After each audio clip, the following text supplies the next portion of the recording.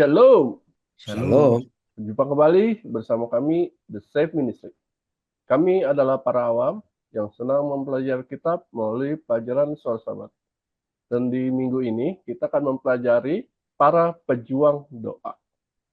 Dan para penulis sudah hadir di sini untuk kita memperbincangkannya bersama-sama. Dan kita akan mulai, sebelumnya saya akan berdoa. Bapa kami yang bertinggi dalam surga, mengucap syukur dan terima kasih padamu. Nah, kami dapat berkumpul untuk membicarakan firman-Mu. Apa yang kami bicarakan boleh berkenan di hadapan-Mu dan boleh menjadi berkat bagi banyak orang. Terima kasih ya Tuhan, terpuji dalam nama-Mu, di dalam nama Tuhan Yesus kami doa. Amin. Di minggu ini kita akan mempelajari pelajaran para pejuang doa dan ayat hafalannya dari dalam Mazmur 116 ayat 1 dan 2. Aku mengasihi Tuhan, sebab Ia mendengarkan suaraku dan permohonanku, sebab Ia menjendengkan telinganya kepadaku. Maka seumur hidupku, aku akan berseru kepadanya. Nah, melalui ayat hafalan kita tahu bahwa doa itu sangat penting ya. Kita bisa membayangkan ya, bagaimana kalau kita tuh jarang berbicara kepada orang-orang yang sahabat kita, orang tua kita, ataupun yang lain ya. Dan doa itu sangat penting, karena itu adalah hubungan kita dengan Tuhan. Dan di minggu ini, di Alkitab, kita akan mempelajari beberapa orang yang berhubungan dengan Tuhan dengan cara mereka masing-masing ya. Kita akan mempelajari bagaimana Henokh, bagaimana Musa, dan bagaimana Daniel berhubungan dengan Tuhan. Nah, mari kita dengarkan penjelasan kita lebih lanjut di hari Minggu ya, dengan judul Daniel yang setia. Dan kita dengar penjelasan tentang hal ini dari Pak Tom. Baik, pemirsa The Safe Ministry, kita memasuki tokoh pertama yang dikenal sebagai pejuang doa. Kita masuk ke tokoh yang sangat kita kenal sebagai pendoa yang luar biasa, yaitu Daniel. Ya, kalau di dalam pelajaran hari ini secara khusus ditunjukkan di Daniel 2 dan Daniel 6. Kita melihat Daniel 2 itu bicara kisah mengenai mimpi Nebukadnezar. Ya, saya yakin kita sudah sangat familiar dengan kisah mimpi Nebukadnezar ini. Ya, lalu ketika raja bermimpi, dia minta orang mengartikan mimpinya, sementara raja sendiri tidak tahu apa mimpinya. Ya, lalu dia panggil orang-orang pintarnya, nggak ada satupun. Ya, kemudian Daniel, ya, sebelum itu dia Raja Nebukadnezar mengancam, ya, kalau tidak ada yang bisa mengartikan, menjelaskan dan mengartikan apa mimpinya, maka akan dibunuh ini semua orang-orang pintar ini. Lalu atas hikmat dari Tuhan, Daniel terpilih, ya, Daniel terpilih untuk menerjemahkan ini. Coba kita baca Daniel 2 ayat 20 sampai 23, ya. Berkatalah Daniel, terpujilah nama Allah dari selama-lamanya sampai selama-lamanya, sebab daripada dialah hikmat dan kekuatan. Dia mengubah saat dan waktu, dia memecat raja dan mengangkat raja, dan seterusnya sampai ayat 23. Apa yang mau disampaikan di sini bahwa mengapa Daniel itu menjadi penuh hikmat, ya, ada latar belakang yang membuat dia menjadi penuh hikmat. Dia apa? Rajin berdoa, ya. Dia rajin berdoa. Dia berketetapan untuk apa? Tidak menajiskan dirinya dengan santapan raja. Jadi Daniel ini istimewa orangnya, ya. Di Daniel 2, ya, di Daniel 2 ini dia berada di kerajaan Babel, ya. Nebukadnezar itu, ya, adalah raja Babel, ya. Lalu tahu sendiri karena kerajaan dan raja Babel saat itu kerajaan yang sangat besar, ya, kaya, tentu makanannya juga mewah-mewah, dan Babel saat itu bukanlah bangsa yang memiliki keyakinan kepada Tuhan seperti Tuhannya Daniel. Ya, sehingga memiliki pola hidup yang sangat berbeda dengan apa yang Tuhan ajarkan kepada Daniel. Namun, walaupun Daniel berada di antara pembesar-pembesar di dalam kerajaan Babel, satu hal yang menonjol dari dia apa? Dia di ayat 8 ya, Daniel 1 ayat 8, Daniel tidak menajiskan dirinya dengan santapan raja. Jadi dia memutuskan punya pola hidup yang berbeda, yang menunjukkan ciri pola hidup dari apa yang Tuhan ajarkan. Dia tidak mau sembarangan makan apa yang dimakan ya oleh makanan raja, apa yang diminum oleh raja ya. Lalu apalagi dia, oleh karena itu Allah memberikan apa? Pengetahuan dan kepandaian. Ya, dan Daniel dikenal sebagai orang yang bijaksana. Karena apa? Karena roh Allah ada di dalam dirinya, dan Daniel ini dikatakan sangat dikasihi sorga. Ya, lalu atas hikmat dari Tuhan maka dia bisa apa? Bisa mengartikan ya, bisa menjelaskan apa mimpinya Nebukadnezar dan apa artinya ya. Lalu atas hikmat bijaksananya itu ya, Nebukadnezar pun sujud ya, serta menyembah Daniel. Kalau kita baca di akhir itu, sujud dan menyembah Daniel. Lalu kita pindah ke Daniel 6. Daniel 6 ini menarik juga. Daniel 6 kisah ketika dia dilempar ke gua singa. Dan pada saat itu rajanya adalah Raja Darius. Dan Raja Darius adalah Raja Media Persia. Jadi pemirsa The Safe Ministry, mari kita lihat di Daniel 2 ya, di Daniel 2 dia berada di kerajaan Babel. Lalu di Daniel 6 dia berada di kerajaan Media Persia ya. Babel sekarang Irak, Media Persia ya, Persia itu Iran ya, Iran. Nah, luar biasanya Daniel ini berada di dua pemerintahan yang berbeda, tapi dia tetap dipakai ya, dia tetap dipakai sebagai orang penting di kerajaan itu, padahal dia sendiri bukanlah dari bangsa itu. Dia adalah orang Ibrani, tapi ya, tapi oleh karena Tuhan melihat Daniel memiliki keistimewaan, dia sebagai pendoa, dia selalu setia menyerahkan hidupnya, dan dia rutin berdoa kepada Tuhannya, bahkan dalam kondisi nyawa terancam pun dia tetap konsisten berdoa ya, 3 kali sehari. Kalau di Daniel 6 itu dia tahu dia akan dibunuh melalui dilempar ke gua singa, tapi dia tetap rutin seperti kebiasaannya. Artinya apa? Ya, bukan karena baru mau dilempar ke gua singa dia baru mau berdoa, tapi memang ini sudah menjadi kebiasaannya. 3 kali sehari apa? Ia berlutut ya, berdoa serta memuji Allahnya ya. Dia selalu rutin di jam tertentu, 3 kali sehari dia naik di atas rumahnya, lalu dia berdoa apa? Dia berdoa memohon kepada Tuhan, memuji Allah, apapun yang terjadi. Ya, baik sebelum dia diancam masuk ke gua singa maupun ketika diancam, dia tetap rutin. Pemirsa The Safe Ministry, keistimewaan Daniel oleh karena dia tekun berdoa ya, maka dia dipakai Tuhan menjadi juru kabar Allah di dua kerajaan yang berbeda di tempat pembuangan ya.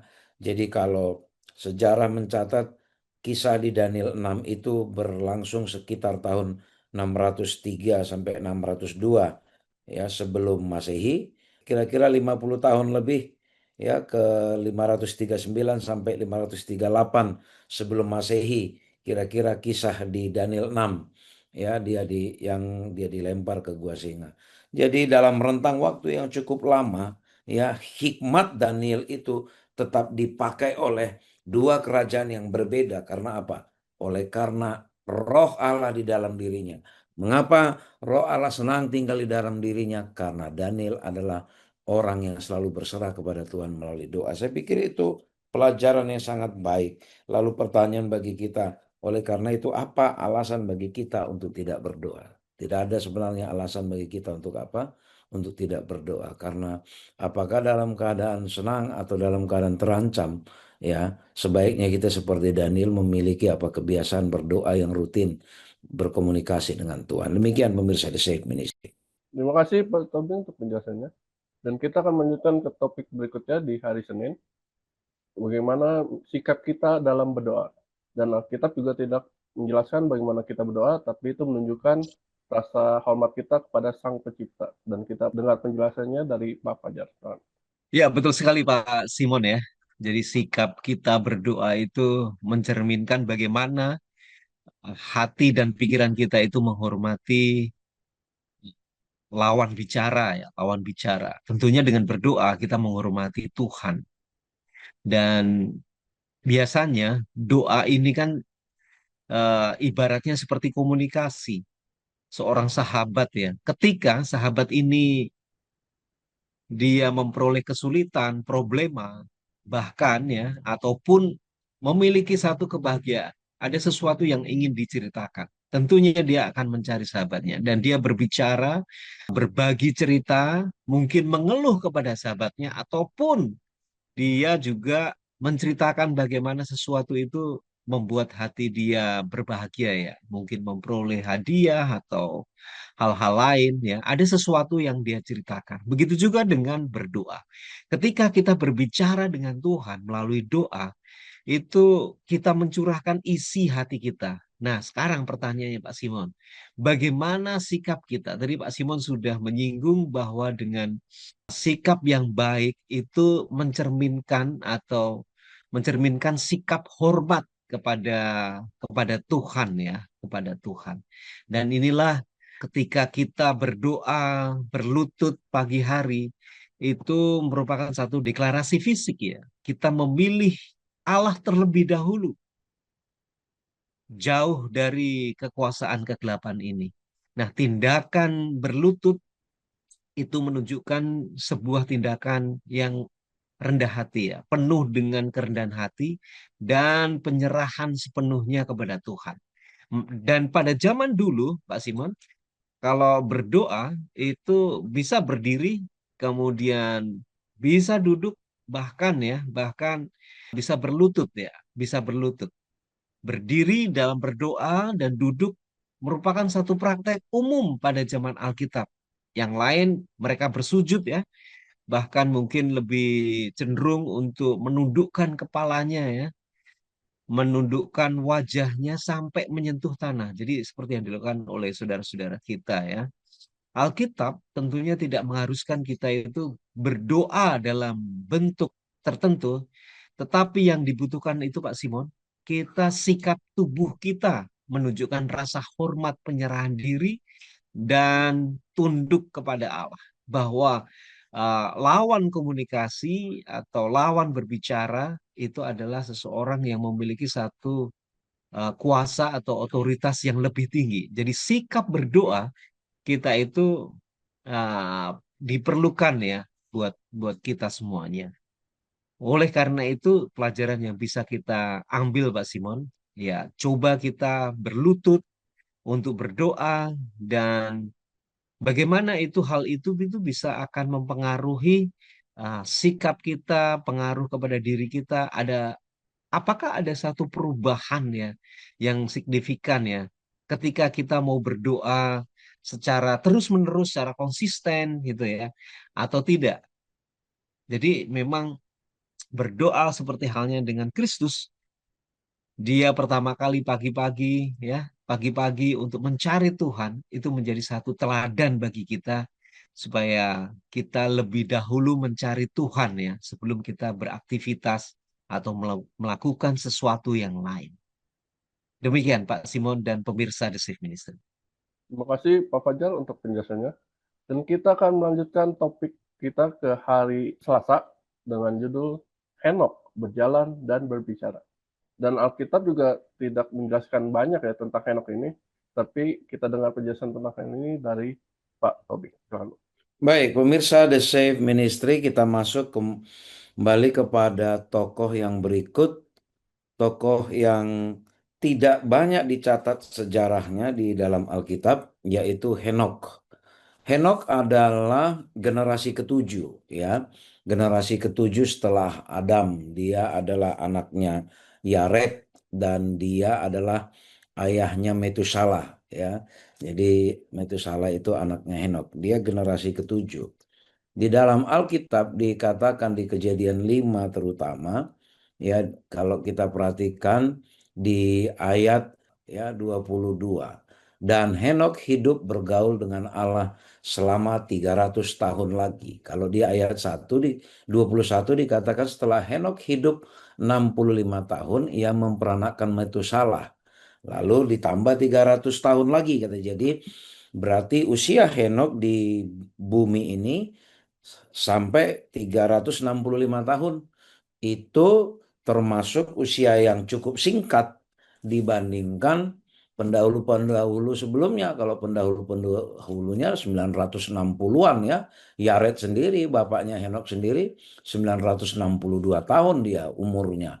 Ya, nah, ini umur 65 dia lalu memperanakkan Metusalah, kemudian dia hidup bergaul dengan Allah 300 tahun. Kemudian apa? Kita baca jadi Henokh mencapai 365 tahun dan Henokh hidup bergaul dengan Allah, lalu apa? Ayat 24. Lalu ia tidak ada lagi sebab ia telah diangkat oleh Allah. Ya, jadi Henokh adalah satu dari dua tokoh atau dua manusia yang tidak mengalami kematian yang diangkat Tuhan ke sorga. Satunya lagi adalah Nabi Elia. Nah, apa yang istimewa dari Henokh ini? Ya, Henokh ini dikatakan adalah seorang yang setia kepada Allah dan dia konsisten. Ya, konsisten selalu bergaul dengan Allah. Dia sibuk, ya, dia sibuk tetap apa? Sibuk melayani Allah. Padahal kalau boleh dikatakan pada saat itu ya di zaman itu kejahatan dunia sudah apa? Sudah menonjol juga ya. Kejahatan orang-orang dunia sudah menonjol, tapi dia sibuk bagaimana melayani Allah. Dia tetap mempertahankan hubungan dia dengan Allah. Jadi bukan bukan se apa namanya? Bukan hanya ketika waktu tertentu saja. Ya sama seperti Daniel, bukan ketika dalam keadaan sulit baru berdoa, tapi Henokh selalu apa? Selalu tekun menjalin hubungan dengan Allah, bergaul dengan Allah. Tentu dalam bergaul dengan Allah, ya bergaul dengan Allah itu salah satunya adalah apa? Melalui hubungan komunikasi yang rutin. Komunikasi yang rutin kepada Allah itu adalah melalui apa? Melalui berdoa, berbicara kepada Tuhan dan juga mengizinkan Tuhan berbicara kepada Henokh. Nah, pelajaran dari Henokh kita melihat bahwa Allah tidak minta kita juga ya kalau kita mau menjalin hubungan dengan Allah sungguh-sungguh, Allah nggak minta kita juga menjadi orang yang bertapa ya, bertapa mengasingkan diri, tidak bergaul dengan orang lain, sehingga apa? Kita tidak bisa mengaplikasikan kasih kita itu kepada sesama kalau kita bertapa. Allah tidak menginginkan seperti itu. Tapi pelajaran dari Henokh, ya walaupun kita tetap diminta hidup berbaur dengan manusia, tapi kita tetap tekun berdoa, bergaul dengan Allah. Kita bisa berdoa kapan saja dan bahkan di mana saja.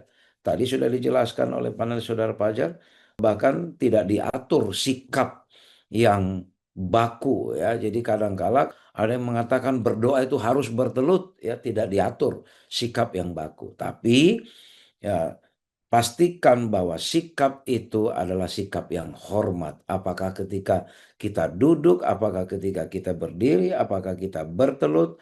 Pastikan bahwa kita itu menunjukkan sikap yang hormat. Kita bisa berdoa di mana saja. Tidak ada tempat di dunia ini yang di mana Allah tidak bisa mendengar, tidak bisa bertemu dengan kita. Di mana saja bisa.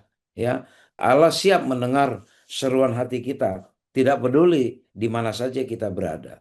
Tapi sesuatu yang istimewa adalah kita sebaiknya disarankan ya, sebaiknya ketika kita berdoa, ya kita mengeluarkan perkataan ya sama karena kita berbicara kepada Allah, maka ungkapkanlah dan perdengarkanlah suara kita ya. Jadi misalnya ya bukan harus teriak-teriak ya, tapi keluar suaranya ketika kita berdoa jauh lebih fokus dibandingkan ketika kita berdoa diam dalam hati ya. Diam dalam hati itu bisa saja konsentrasi kita menjadi mudah terganggu. Tetapi ketika kita menuturkan ya, menuturkan satu persatu dengan suara yang cukup terdengar ya, apakah kita berbisik pelan ataukah kita mengeluarkan suara yang lebih keras sesuai dengan tempat di mana kita berdoa, itu akan mengajak kita mau tidak mau apa untuk fokus terhadap apa yang kita ucapkan. Jadi pemirsa The Safe Ministry, mari kita teladani kehidupan Henokh ya. Dia bergaul dengan Allah sehingga apa? Allah tidak menginginkan dia nanti tercemar dengan kejahatan dunia, karena dia progresnya luar biasa. Kalau di kitab Ibrani dikatakan sedikit langkah lagi ya, sedikit langkah lagi maka Allah apa? Tarik dia ya, tarik dia ke sorga. Itu oleh karena apa? Oleh karena Henokh dikenal memiliki kehidupan yang baik, bergaul bersama Allah, tentu juga melalui kehidupan berdoa yang sangat baik, yang teratur dan yang rutin ya, rutin berbicara kepada Allah. Demikian pemirsa The Safe Ministry. Terima kasih Pak Tobing untuk penjelasannya. Dan kita akan melanjutkan topik kita ke hari Rabu dengan judul Musa, Pemimpin yang Saleh. Kemarin kita sudah membicarakan Henokh yang tidak banyak Alkitab ceritakan, tapi kita hari ini membicarakan Musa yang sangat banyak ceritanya di Alkitab. Kita dengar tentang hal ini dari Pak Fajar. Ya, Pak Simon dan pemirsa di Sip Ministry ya. Tadi panelis saudara Elvin sudah menjelaskan bagaimana hubungan Henokh dengan Tuhan. Nah, saat ini kita belajar nih dari Nabi Musa, seorang pemimpin yang saleh. Nah, meskipun Henokh ini memiliki hubungan yang sangat dekat dengan Allah, bahkan saking dekatnya dengan Allah, dia diangkat ke surga. Diangkat ke surga. Dan tokoh ini, tokoh yang lebih lanjut yang kita pelajari, yaitu Musa, itu lebih banyak hal-hal yang bisa kita pelajari dari Musa ini. Pertanyaan adalah apa rahasianya si Musa ini dia bisa berhasil memimpin ya bangsa Israel dengan karakter tegar tengkuk ya, sangat istilahnya balelo ya bangsa Israel. Kenapa sosok Musa ini berhasil memimpin bangsa Israel sampai ke ya di tanah Kanaan, tanah perjanjian itu? Rahasianya adalah komunikasi. Dia berkomunikasi kepada Tuhan itu menjadi salah satu kunci keberhasilan dia dalam memimpin bangsa Israel. Ada banyak sekali peristiwa-peristiwa bagaimana Musa ini menjadi satu contoh atau teladan bagi kita ya. Selain dia juga berdoa, ada beberapa yang bisa kita pelajari. Musa ini adalah seseorang tokoh yang penuh dengan kerendahan hati. Seorang yang begitu saleh, dia selalu berkomunikasi nih, terus-menerus dan memiliki satu hubungan tetap dengan Allah sampai dengan kedekatannya Allah itu ya. Bahkan ada beberapa kali ya bangsa bangsa Israel itu mereka meminta Allah, biarlah engkaulah yang menjadi perantara kami antara antara Tuhan dengan bangsa Israel. Mereka minta loh supaya Musa saja yang jadi juru bicara Allah kepada bangsa Israel. Nah, walaupun kita melihat doa-doa pribadi dengan Allah, Musa itu hampir selalu berada di dekat hadirat Allah.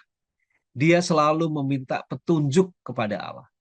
Jadi kuncinya pemirsa The Safe Ministry ya, begitu dekat dengan Tuhan atau dekat dengan Allah itu memberikan satu kuasa kita itu bisa memilih mana yang baik, mengambil keputusan yang baik sehingga kita meminimalkan satu kesalahan.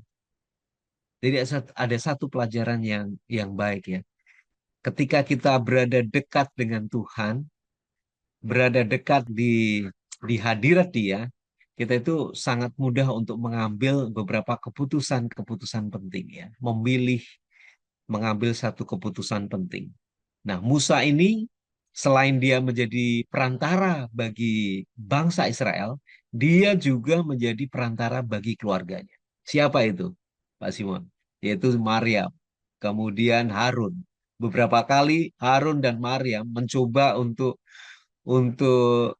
ya tidak mempercayai ya. Mungkin dia cemburu atau dia protes kepada Musa. Sehingga Tuhan itu mengambil satu keputusan memberikan penyakit kepada Maryam, bahkan mungkin akan membinasakan Harun juga, tetapi dia diselamatkan oleh Musa ya, diselamatkan oleh Musa.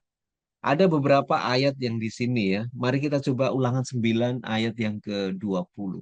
Ulangan 9 ayat 20, juga kepada Harun Tuhan begitu murka hingga ia mau membinasakannya. Maka pada waktu itu aku berdoa untuk Harun juga. Bagaimana Musa ini meskipun sudah dicela ya, sudah dicela oleh Harun, kemudian Tuhan bertindak, tapi Musa sendiri memberikan pengampunan kepada Harun dan dia berdoa kepada Tuhan supaya hukumannya itu tidak diberikan atau ditunda. Begitu juga dengan Maryam ya. Begitu juga dengan Maryam. Jadi seorang seorang tokoh yang bernama Musa ini menjadi satu teladan, seorang pemimpin yang saleh. Dan kuncinya adalah dia berdoa, dia bersekutu dengan Tuhan, dia selalu dekat dengan hadirat Tuhan. Dan ini menjadi satu pelajaran Pak Simon dan pemirsa di Street Ministry bagi kita semuanya. Ketika kita memilih untuk dekat dengan Tuhan, maka segala sesuatunya itu akan memberikan dampak bagi kita, kehidupan kita. Kita mengambil satu keputusan yang benar di mata Tuhan ya. Seperti halnya dengan Tuhan akan selalu memimpin dan menuntun hidup kita, yaitu dengan cara kita selalu berdoa dan dekat dengan Tuhan. Demikian, pemirsa dan Pak Simon. Terima kasih Pak Fajar untuk penjelasannya. Dan kita akan melanjutkan ke topik.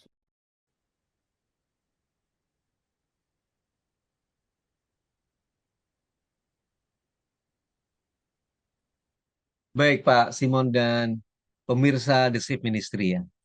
Tadi Musa menjadi perantara bagi keluarganya.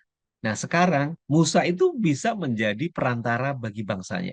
Bagaimana beban dari bangsa Israel sendiri itu, ya kayak ditimpakan kepada dia, dia mewakili bangsa Israel untuk berbicara dengan Tuhan ya.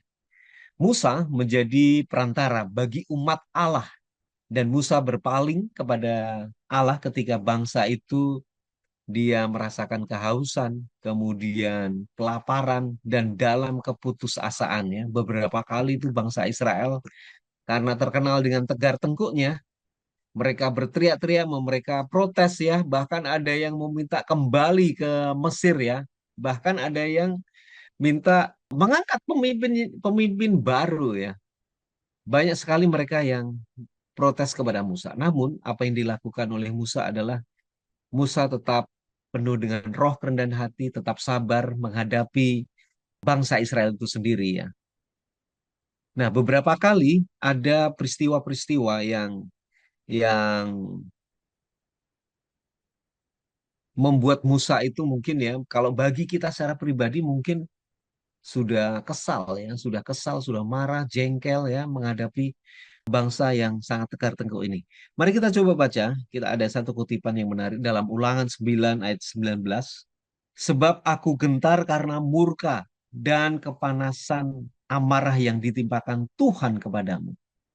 Sampai ia mau memunahkan kamu. Tetapi sekalipun Tuhan selalu mendengarkan aku. Artinya apa? Ketika Musa ini selalu membangun hubungan yang begitu dekat dengan Tuhan. Dia berada dekat di hadapan Tuhan. Ketika dia meminta pengampunan dari Tuhan, maka Tuhan akan berikan. Beberapa kali ya, bangsa Israel itu berkhianat kepada Tuhan. Salah satu peristiwanya itu adalah dia membuat lembu emas ya.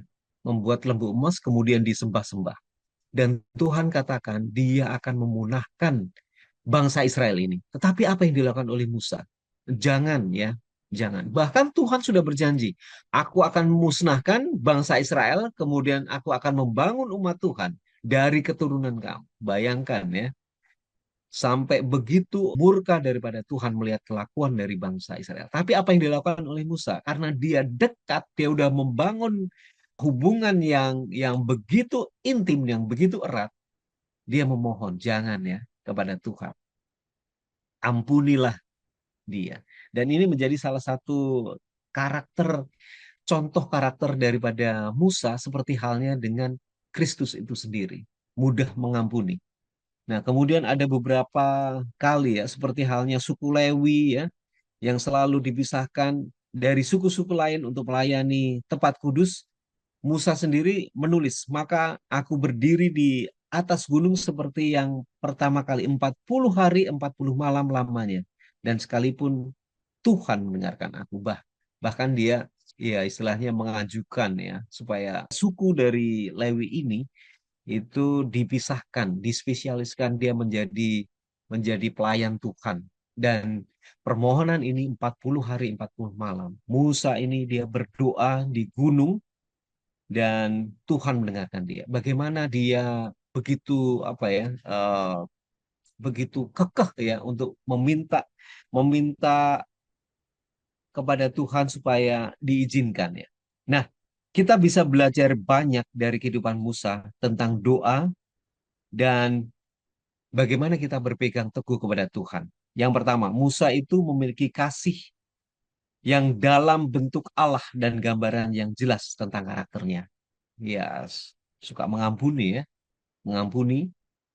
Kemudian Musa itu berani dan setia, terus berpegang pada Allah sepanjang perjalanan panjang dan melelahkan menuju tanah perjanjian.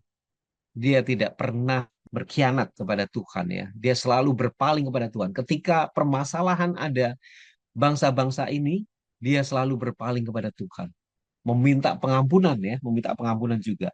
Kemudian yang ketiga, poin yang ketiga, Musa itu selalu mengingatkan Allah akan perjanjiannya, mengklaim janji-janji Allah atas nama umatnya. Dan dia selalu mengingatkan kepada Tuhan. Janjimu dulu akan memberikan tanah perjanjian ini kepada bangsa Israel. Masakan semua bangsa ini akan dibinasakan. Musa selalu mengingatkan bagaimana hubungan dia dengan Tuhan melalui doa-doa komunikasi yang dijalin itu bisa melembutkan hati Tuhan, tidak jadi membinasakan bangsa Israel. Ini luar biasa sekali ya. Karena apa kuncinya?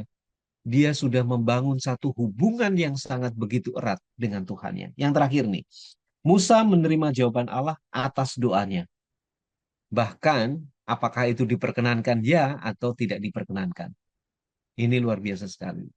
Pak Simon dan pemirsa The Safe Ministry. Kita bisa mengingatkan Allah akan janji-janjinya dia, harapan kita, dan kita bisa mendengarkan, merasakan bagaimana Tuhan itu menyetujui ya atau tidak ya. Setiap kali permohonan-permohonan yang kita layangkan kepada Tuhan. Ada satu perasaan yang tidak bisa kita bayangkan. Ada satu bisikan ketika kita memiliki satu hubungan dengan Tuhan. Ada satu bisikan apakah kita boleh maju atau kita bertahan atau kita tetap tinggal. Dan hal ini bisa kita rasakan ketika kita memiliki satu hubungan yang sangat dalam dengan Tuhan. Oleh karena itu, pemirsa The Safe Ministry dan Pak Simon, tetaplah berdoa. Demikian, Pak Simon dan pemirsa The Safe. Terima kasih Pak Fajar untuk penjelasannya. Sudah terasa kita akan mengakhiri pelajaran kita dalam minggu ini dan kita dengar Pak Tobing untuk merangkumkan apa saja yang telah kita pelajari. Silakan. Baik, pemirsa The Safe Ministry, akhirnya kita menyadari setelah kita belajar dari para tokoh-tokoh pendoa, kita menyadari bahwa kita berdoa itu ya oleh karena apa? Oleh karena kita sangat mengasihi Allah. Oleh karena kita tidak bisa menahan lagi untuk apa? Untuk tidak membagikan segala sesuatu dalam hidup kita ini kepada apa? Kepada Allah. Mau sukacita kita, keberhasilan hidup, mau beban, mau kekhawatiran, permintaan dan kebutuhan sehari-hari, semuanya kita apa? Kita ingin bagikan kepada Allah. Dan biarlah kita bawa segala apa? Segala niat kita, keinginan kita, sukacita kita, kesedihan kita, kekhawatiran kita, ketakutan kita di hadapan Tuhan. Mungkin di antara kita sekarang ini ada yang sedang dalam kekhawatiran yang bisa disebabkan berbagai macam hal. Mungkin di antara kita sekarang ini ada yang sedang bingung pikirannya, apa keputusan yang harus diambil. Mungkin di antara kita sekarang ini merasa bahwa pengalaman hidup kita ini terlalu gelap, terlalu suram sehingga kita khawatir datang kepada Allah. Mungkin di antara kita pikir apalah yang saya mau bawa dalam doa, ya tidak ada yang terlalu besar sesuatu yang saya mau bawa kepada Allah. Ini hanya hal-hal kecil saja.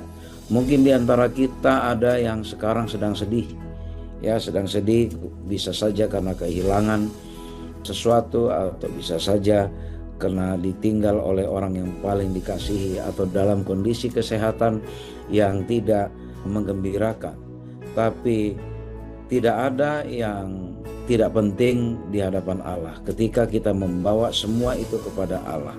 Di dalam hubungan komunikasi yang rutin melalui doa yang berserah, ya, maka apa? Maka kita akan mengizinkan Allah membawa kita ke dalam kehidupannya. Jadi ketika kita berdoa, kita bukan meminta Tuhan turun kepada kita, tetapi Tuhan yang mengangkat kita. Pemirsa The Safe Ministry, marilah kita gunakan platform yang sangat luar biasa ini, yang platform yang cuma-cuma Tuhan berikan kepada kita. Kapan saja, di mana saja, Tuhan siap diajak berkomunikasi. Tidak perlu janjian dulu, tidak perlu booking waktu dulu, tidak perlu harus memesan melalui sekretaris, tidak perlu harus menunggu konfirmasi apakah Tuhan ini bisa didatangin, lalu jam berapa. Tidak perlu kita harus mempersiapkan janjian di jam berapa, atau tidak perlu harus mempersiapkan mental kalau tiba-tiba berubah schedule-nya. Kapanpun, dimanapun, Allah menyediakan jalur yang istimewa bagi kita. Ketika kita dalam keadaan setia, ketika kita dalam keadaan berdosa, ketika kita menyadari itu semua, kita perlu datang kepada Allah. Allah selalu dengan tangan terbuka menyambut kita, mendengar keluh kesah kita, mendengar pengaduan kita, mendengar rasa sukacita kita, mendengar puji-pujian kita.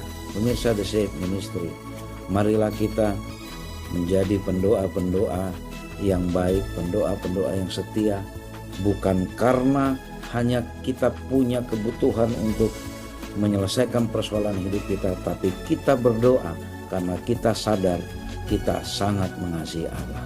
Biarlah kiranya kasih Allah Bapa ini kita bisa nikmati melalui hubungan doa yang baik yang kita lakukan setiap hari secara teratur. Kiranya Tuhan memberkati kita.